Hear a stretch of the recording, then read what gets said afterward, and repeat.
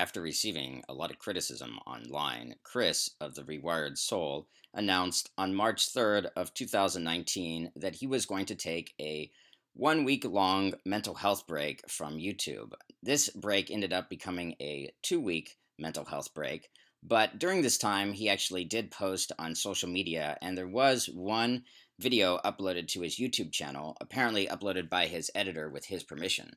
He also posted a poll on Twitter asking people how many would be interested in getting free life coaching sessions from him.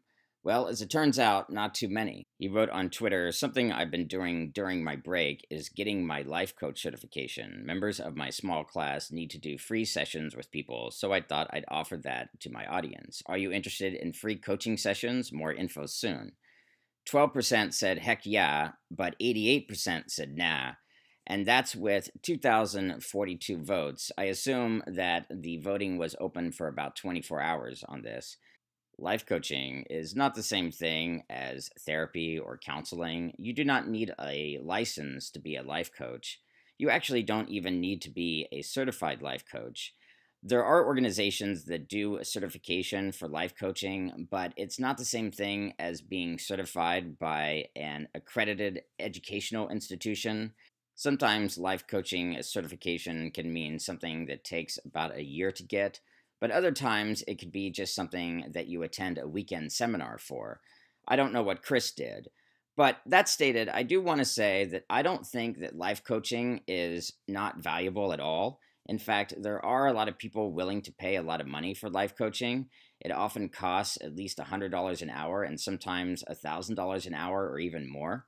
But like I said, I do believe that life coaching actually can be valuable for some people, and I think that's the reason why life coaches are able to charge as much as they do. Now, what real life coaching isn't totally that well defined, but I think coaching in general always involves helping people obtain their goals. And that would be true even for sports coaching, because a sports coach would want to help a team win, which is usually the goal a team has. In real life coaching, I think a good coach is someone who really inspires you.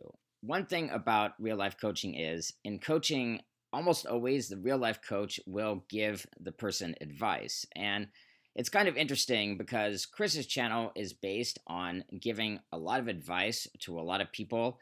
And most of the time, this advice is unsolicited. Like, he tells different YouTubers that they need therapy or something like that.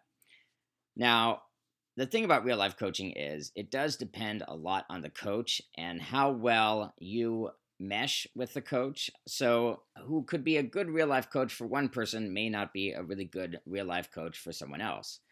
For me personally, I don't think that Chris of the Rewired Soul would be a very good coach. I think that a good real life coach should be someone who really inspires you, someone who helps you gain confidence, and someone who helps you really believe that you can achieve goals that you thought may not have been obtainable before you went to that coach. And for me, watching Chris's videos where he comments on the mental health of YouTubers, often in a very judgmental way, is not the thing that really inspires me and makes me want to go out and conquer the world.